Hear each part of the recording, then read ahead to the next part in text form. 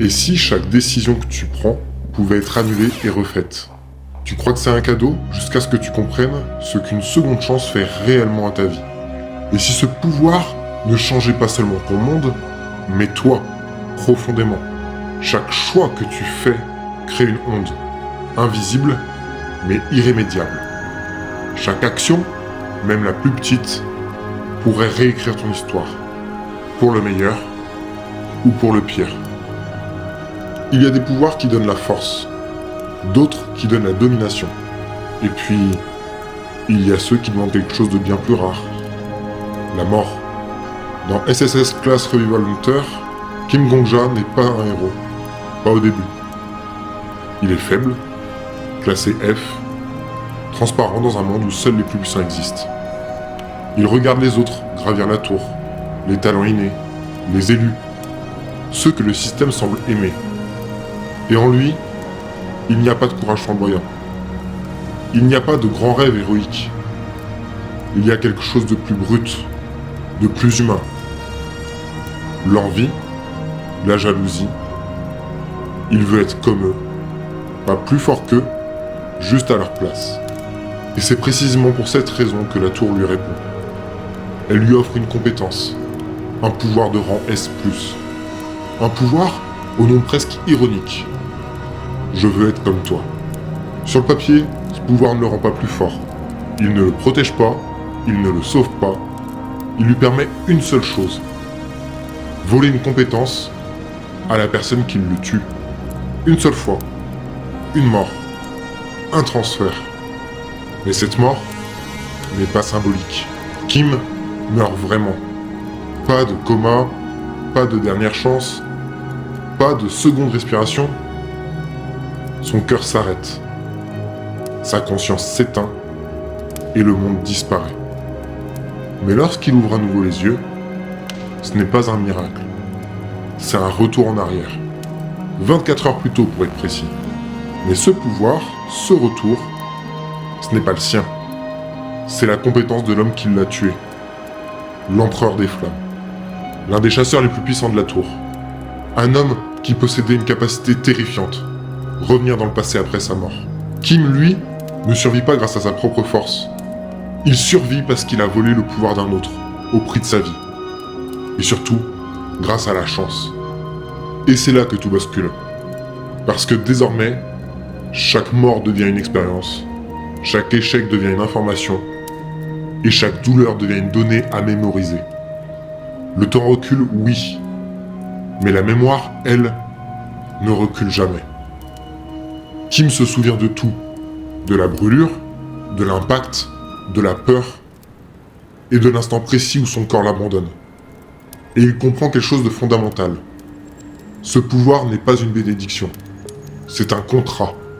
Un contrat où il doit mourir encore, et encore, et encore. Non pas pour devenir plus fort, mais pour comprendre. Comprendre comment les autres combattent, comprendre comment ils pensent, et comprendre comment ils gagnent. Et surtout, comprendre ce que chaque mort lui enlève un peu plus. À cet instant précis, Kim n'est plus simplement un chasseur faible. Il devient quelque chose de bien plus étrange. Un homme qui avance, en empilant ses propres morts derrière lui. Un homme qui progresse, non pas grâce à la vie, mais grâce à la répétition de sa propre fin. Et sans encore le savoir, il vient d'entrer dans un chemin où survivre n'est plus le plus grand danger. Le vrai danger, c'est ce que ces morts successives vont lui faire. Sa propre jalousie n'est pas particulièrement spectaculaire. Elle n'explose pas, elle ne crie pas, elle s'installe. Elle est humaine quoi. Simple, presque banale. Il ne déteste pas l'empereur des flammes parce qu'il est cruel, ni parce qu'il est injuste. Il le hait parce qu'il est devenu tout ce que lui n'a jamais été. Et très vite, une idée naît.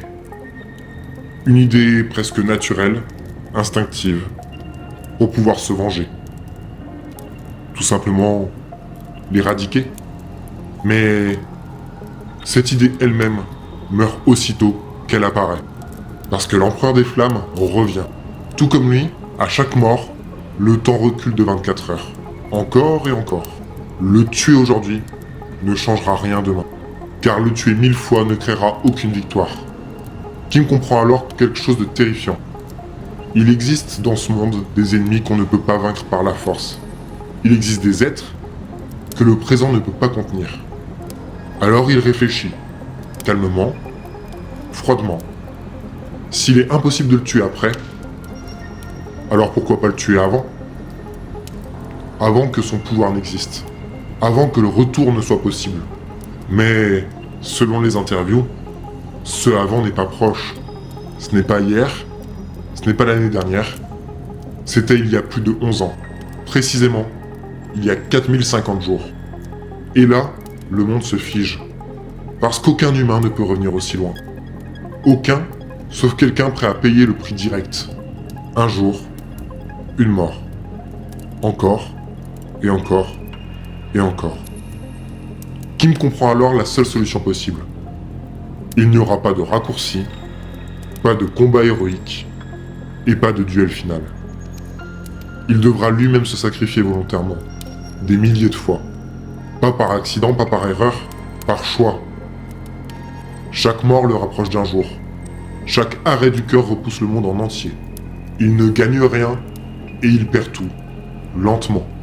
Son corps, sa peur, et même sa relation à la douleur. Au début, on aurait pu penser que c'était une vengeance impulsive, mais ce n'est plus de la colère. C'est un calcul. Un calcul où l'unité de mesure n'est plus le temps, mais la souffrance. Alors il cesse directement d'être un chasseur. Il devient quelque chose de bien plus dérangeant. Un homme prêt à s'effacer lui-même, jour après jour, pour atteindre un point du passé où un autre homme n'est pas encore devenu un monstre. Et c'est ici que la jalousie se transforme. Elle ne demande plus justice, elle ne demande plus vengeance, elle demande une annihilation totale de soi-même. Et à ce moment précis, une pensée s'impose. Une pensée qu'aucun pouvoir ne peut effacer. Si on peut revenir dans le passé, si on peut empêcher un futur certain, est-il juste de tuer quelqu'un qui n'a encore rien fait? Alors oui, l'Empereur des Flammes deviendra un monstre. Kim le sait, il l'a vu, il l'a vécu, et il en porte déjà les cicatrices. Mais à cet instant précis du passé, cet homme n'est encore personne. Pas un tyran, pas un bourreau, juste un être humain qui n'a pas encore franchi la ligne. La certitude du futur justifie-t-elle un crime dans le présent? Est-ce qu'on peut vraiment appeler ça encore de la justice? Ou simplement une vengeance déplacée dans le temps? Pour être honnête, le protagoniste ne se pose pas cette question, puisqu'il ressent directement ça comme un poids. Parce qu'il comprend quelque chose d'essentiel. En revenant en arrière, il ne corrige pas seulement le monde. Il s'abaisse volontairement au niveau de ce qu'il cherche à détruire. Et c'est là que le sacrifice prend une autre forme. Il ne sacrifie plus seulement son corps, il sacrifie aussi une partie de sa légitimité morale. Il accepte à partir de ce moment-là de devenir celui qui porte le péché, pour empêcher un avenir qu'il est le seul à connaître. Dans cette œuvre, le voyage dans le temps ne rend pas les choix plus simples, il les rend plus lourds, parce que savoir ce qui va arriver ne rend pas l'acte juste. Ça le rend seulement inévitable. Et à partir de cet instant, Kim ne lutte plus seulement contre un homme, il lutte contre la question que chaque seconde chance pose en silence. Jusqu'où peut-on descendre pour empêcher l'inévitable? Au début, Kim réagit comme tout le monde. Il a peur, il hésite, il improvise. Son corps agit avant sa pensée. Son instinct parle avant sa raison. Mais mourir change les choses. Pas la première, pas la seconde fois d'ailleurs. C'est la répétition qui altère quelque chose de plus profond. À force de revivre les mêmes situations, le danger n'est plus une surprise, la douleur n'est plus un choc, et la peur n'est plus un signal. Elle devient une information. Dans SSS Class Revival Hunter, chaque mort ajoute une couche d'expérience. Chaque retour en arrière affine la trajectoire. Kim n'agit plus parce qu'il ressent, il agit parce qu'il sait. Il sait où le piège se déclenche. Il sait quand l'ennemi hésite. Il sait à quel moment précis un pas de trop mène à la mort. Et peu à peu, l'instinct se tait. Il n'a plus besoin de pressentir le danger, il l'a déjà vécu. Il n'a plus besoin d'écouter son corps, puisqu'il connaît déjà l'issue. Alors oui, la répétition fait disparaître l'hésitation, mais avec elle, disparaît aussi la spontanéité. Chaque réaction devient un calcul, chaque mouvement une optimisation, et chaque décision une correction du passé. Ce n'est plus que dois-je faire, mais quelle est la version qui fonctionne? Et ce glissement est imperceptible. Il ne devient pas froid d'un coup, il ne devient pas insensible, il devient efficace. Mais cette efficacité a un prix. Parce que l'instinct, c'est ce qui nous rend vivants. C'est l'erreur, le doute, la maladresse. C'est ce moment fragile où l'on agit sans certitude. Kim commence à perdre ce moment-là. Il ne vit plus la scène, il la traverse. Il ne découvre plus le monde, il le corrige. La répétition n'augmente pas seulement sa survie, elle redessine son rapport au réel. Il ne fait plus confiance à ce qu'il ressent, il fait confiance à ce qu'il a déjà vécu. Et sans s'en rendre compte, il cesse d'être un homme guidé par l'instant. Il devient un être guidé par ses versions précédentes. À cet instant précis, Kim est toujours humain. Mais quelque chose a commencé à s'éroder. Pas son intelligence, pas sa volonté, sa capacité à être surpris par le monde nouveau. Il pensait avoir tout prévu. Après la vengeance, après les morts répétées, après les boucles interminables où chaque erreur avait été corrigée par le prix ultime. Kim avançait enfin avec une certitude nouvelle. Il connaissait les chemins, les issues et les conséquences. Pour le coup, le monde était devenu extrêmement lisible. Et pourtant, une variable surgit. Silencieuse, imprévisible. Un homme qui ne lit ni le futur, ni les scénarios, ni le retour dans le temps. Un homme qui ne regarde qu'une seule chose, le nombre de morts. Dans cette nouvelle époque, 11 ans dans le passé, le héros numéro 1 n'est pas l'empereur des flammes. C'est le saint à l'épée, qui est déjà une légende. Le meilleur chasseur de son époque. Mais surtout, le détenteur d'une compétence que le système lui-même ne filtre pas. Il voit les meurtres, pas les intentions, pas les sacrifices, encore moins les boucles, uniquement le résultat brut. Et quand son regard se pose sur Kim, il ne voit pas un homme qui s'est tué encore et encore. Il voit autre chose. Un chiffre. 4091. Aux yeux du saint de l'épée, ce nombre n'est pas une tragédie personnelle. C'est un profil. Celui d'un assassin d'élite, d'un tueur méthodique, qui a tranché des milliers de vies sans trembler. Là où Kim porte le poids de ses sacrifices, l'autre ne voit que la conséquence finale. Un compteur saturé, une trace indélébile. Il ne soupçonne pas la répétition, il n'imagine pas le retour, il ne peut pas concevoir qu'un homme ait accepté de mourir autant de fois, et qu'il ait en plus cette compétence. Et c'est là que tout bascule. Pour la première fois, Kim n'est plus jugé par le futur, mais par une lecture froide de son passé. Un passé que personne ne connaît vraiment. Un passé que lui-même a cessé de regarder autrement que comme un outil. Le plus dangereux n'est pas que le saint de l'épée se trompe, c'est que son erreur est parfaitement logique. Dans ce monde, 4000 morts ne racontent jamais une histoire de sacrifice. Ils racontent toujours une histoire de violence. Et à cet instant, Kim comprend quelque chose de fondamental. Même si le temps peut être réécrit, la perception des autres, elle, ne revient jamais en arrière. Il peut corriger le futur, il peut remodeler des éléments, mais face à quelqu'un qui ne voit que les résultats, il est déjà devenu ce qu'il craignait de devenir. Pas un héros, pas un survivant, mais aux yeux du monde, un homme qui a tué 4091 fois. Et cette fois, aucun retour dans le temps ne peut corriger ce regard. Évidemment, un chasseur de rang F comme lui ne gagne pas ce combat face au saint de l'épée. Kim ne peut pas triompher. Il ne domine pas, et pour être honnête, il ne prouve rien non plus. Il meurt juste, encore une fois. Mais cette mort n'est pas vide. Car pour lui, la première mort de la main de quelqu'un n'est pas un échec. C'est une opportunité pour lui de voler. De voler une compétence au plus fort de cette époque après avoir volé une compétence au plus fort de l'ancienne époque. Une compétence discrète, passive, qui se nomme trône d'épée. Honnêtement, elle ne donne pas de force immédiate, pas de puissance visible, pas d'avantage spectaculaire. Mais elle ouvre autre chose, un lien, car grâce à cette compétence, il peut commencer à voir et à entendre un fantôme. Un homme qui a déjà gravi la tour dans un monde parallèle, presque jusqu'au bout, jusqu'au 99e étage.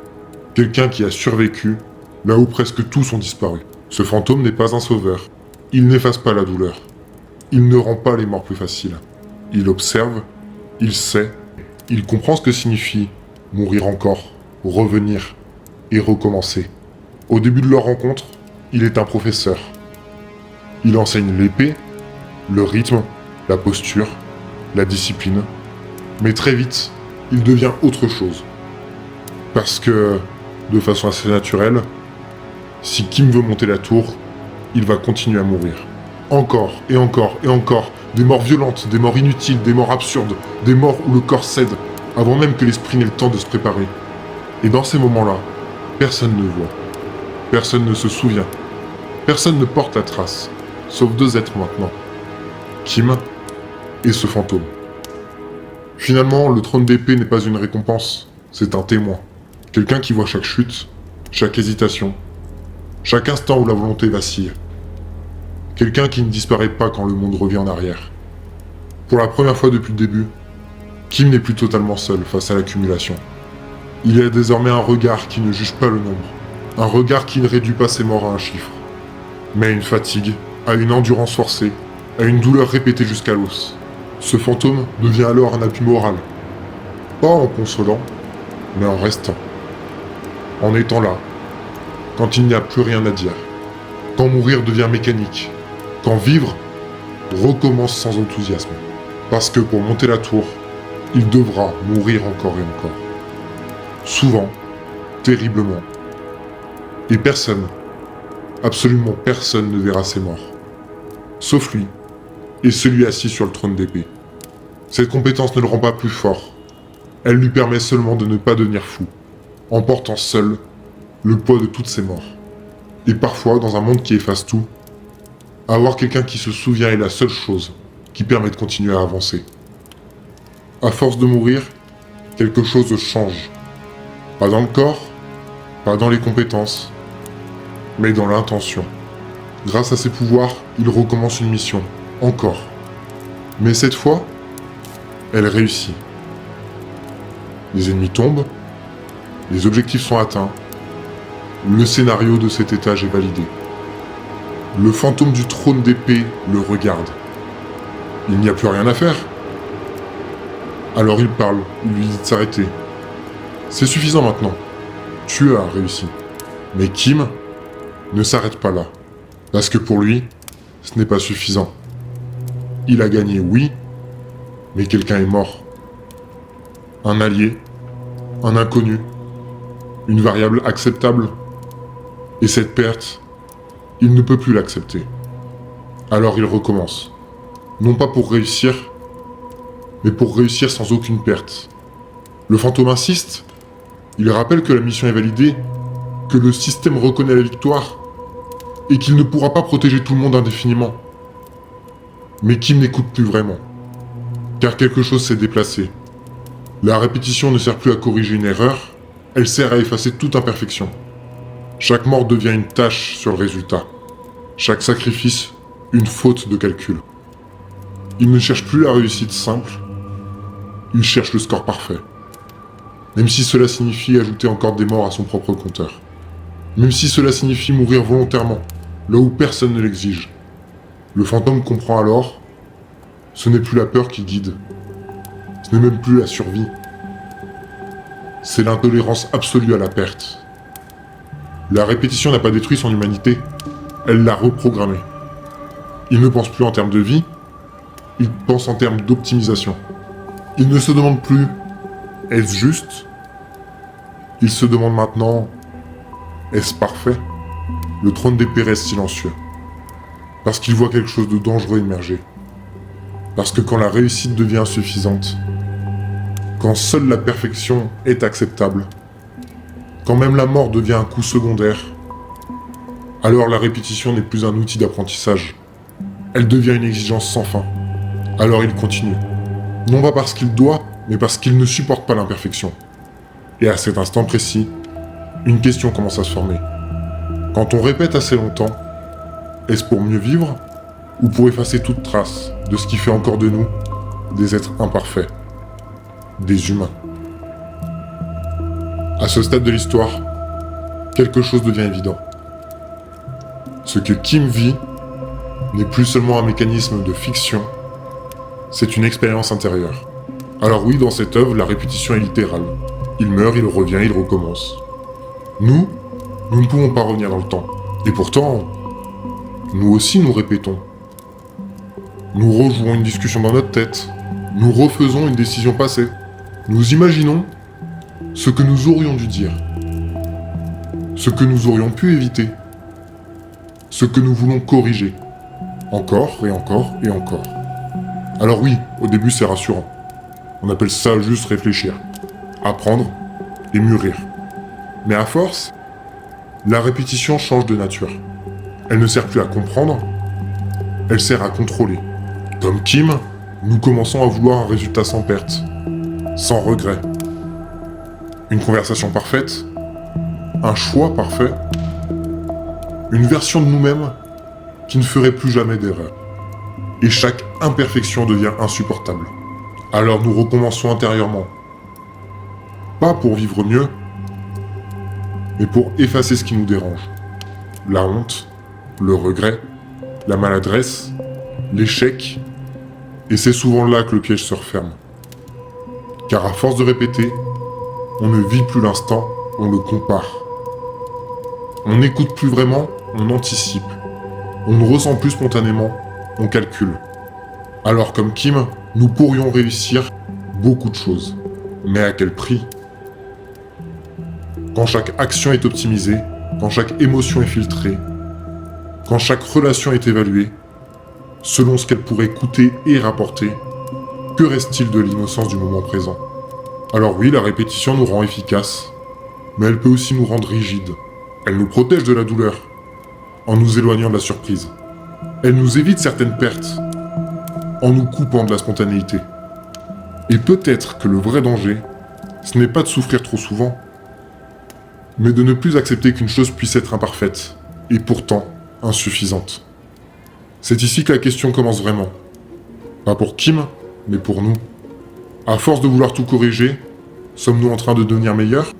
Ou simplement incapables d'accepter ce qui fait encore de nous des êtres humains imparfaits ? Et à force de répéter, le cerveau change. Ce n'est pas une image, c'est réel. Regardez, Kim ne devient pas plus fort uniquement parce qu'il recommence. Il devient juste différent, parce que son esprit apprend à fonctionner autrement. En neurosciences, on parle de plasticité. C'est le principe selon lequel ce que le cerveau répète devient plus facile, plus rapide, plus automatique. Dans la vraie vie, c'est exactement ce qui se passe quand tu conduis une voiture. Au début, tout est conscient. Que ce soit des mouvements par rapport aux pédales, les rétroviseurs, et la peur de faire une erreur. Puis un jour, tu arrives à ta destination sans même te rendre compte du trajet. Ton cerveau a automatisé l'action. Kim vit alors la même chose, mais avec la mort. Au début, chaque échec est un choc. Puis à force de répétition, son esprit n'analyse plus l'émotion, il exécute. La science appelle ça l'automatisation comportementale. Quand un événement est trop souvent vécu, le cerveau cesse de le traiter comme une expérience nouvelle. Il les range dans la catégorie du déjà connu. Dans notre monde, c'est ce qui arrive quand on vit plusieurs fois la même déception. Par exemple, la première rupture fait mal. La deuxième rend méfiant. Par contre, la troisième ne surprend plus. On ne souffre pas moins, on anticipe plus. Et cette anticipation change tout. Car les études montrent aussi que la répétition réduit la réaction émotionnelle.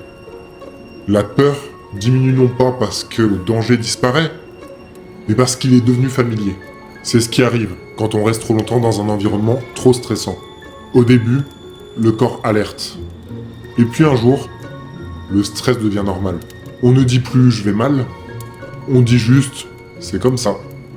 Kim ne devient pas plus courageux. Il devient désensibilisé. Comme quelqu'un qui s'habitue à une pression constante, jusqu'à oublier qu'elle n'est pas normale. Mais il y a quelque chose d'encore plus subtil. À force de répétition, le cerveau ne vit plus réellement dans le présent. Il compare. Dans la vraie vie, c'est ce moment où tu n'écoutes plus vraiment une conversation. Tu attends la phrase que tu connais déjà, les réactions que tu as déjà vécues, la déception que tu anticipes. Tu ne vis plus l'instant, tu le vérifies.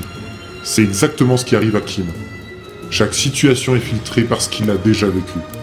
Chaque choix est évalué parce qu'il sait déjà qu'il va coûter.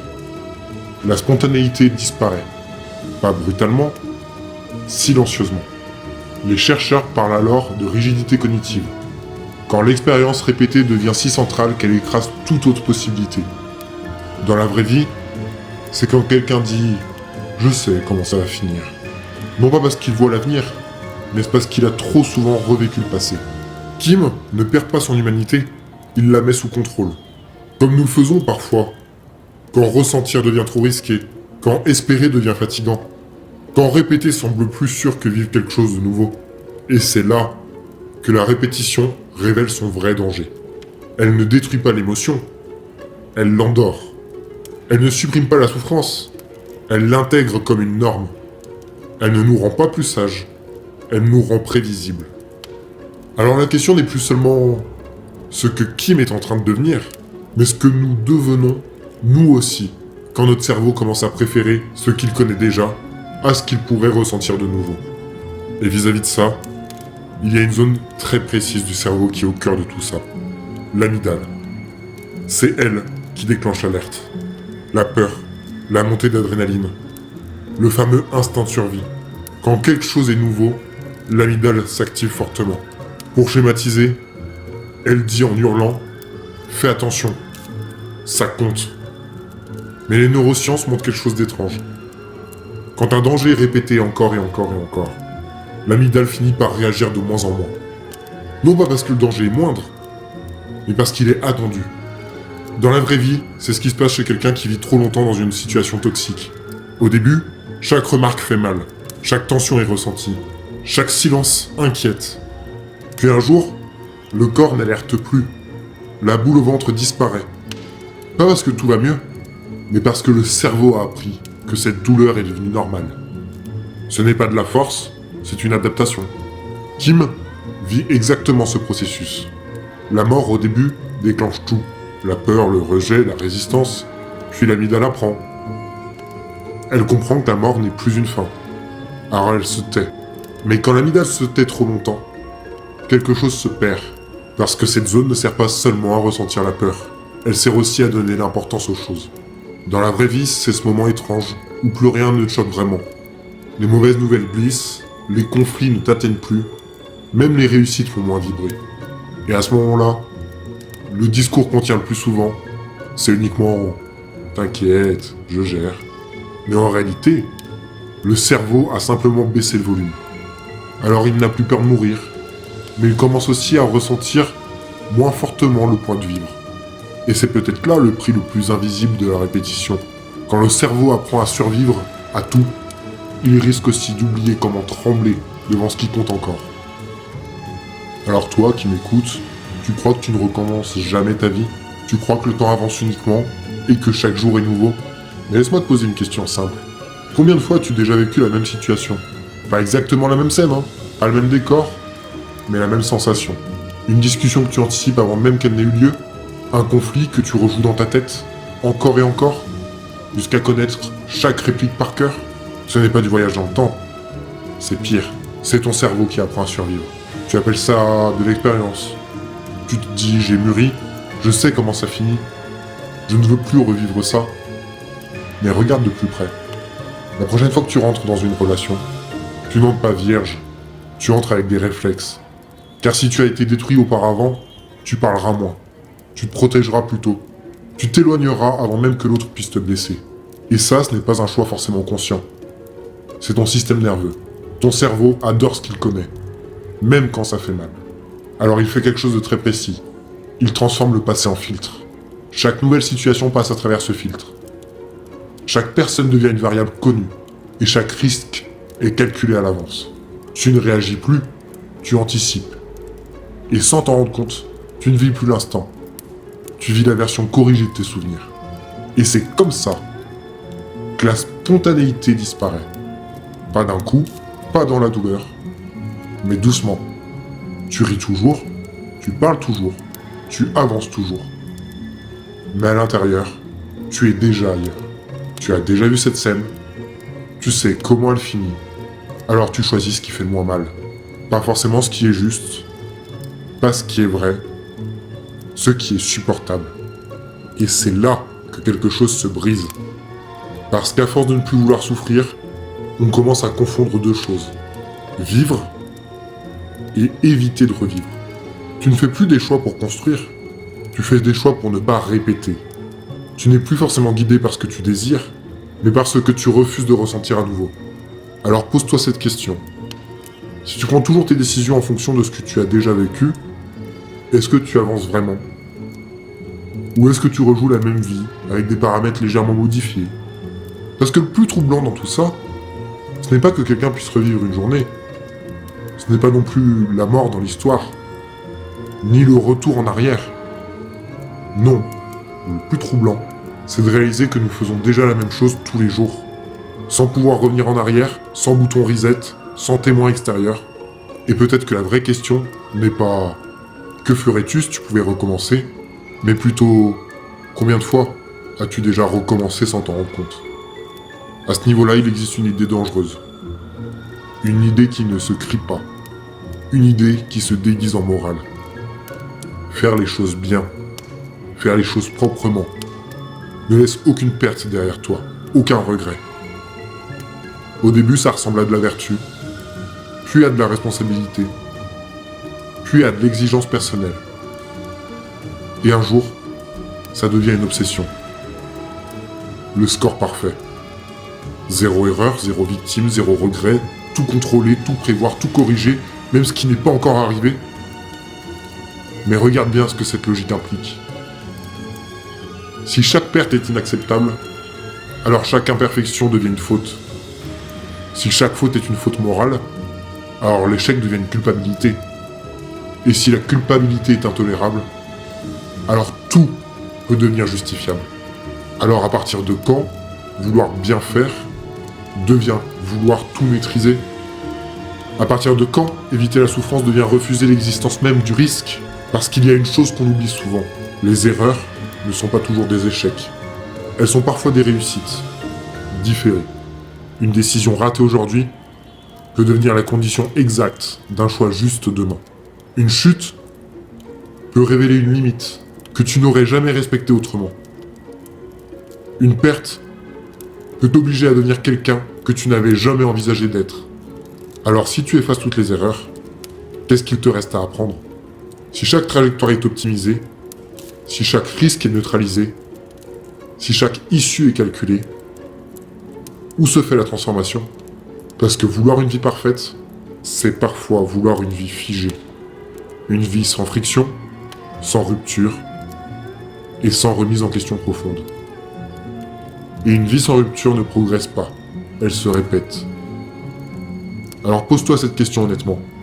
Quand tu refuses une option parce qu'elle pourrait mal finir, est-ce de la sagesse ou est-ce déjà de la peur de devenir quelqu'un de différent à cause de cette erreur? Parce que si les erreurs n'existent pas, tu ne serais pas la même personne. Tu n'aurais pas la même vision, pas les mêmes limites et pas la même profondeur. Et alors la vraie question qui émerge, si tu avais le pouvoir de recommencer autant de fois que nécessaire, chercherais-tu à vivre pleinement ou chercherais-tu à corriger toute possibilité d'évolution? Parce qu'au fond, le score parfait ne mesure pas le courage, il mesure le degré de tolérance à la transformation. Et maintenant, je te laisse avec cette seule idée. Si vouloir rendre sa vie parfaite était parfois la manière la plus subtile d'empêcher toute forme d'évolution réelle de ta personne.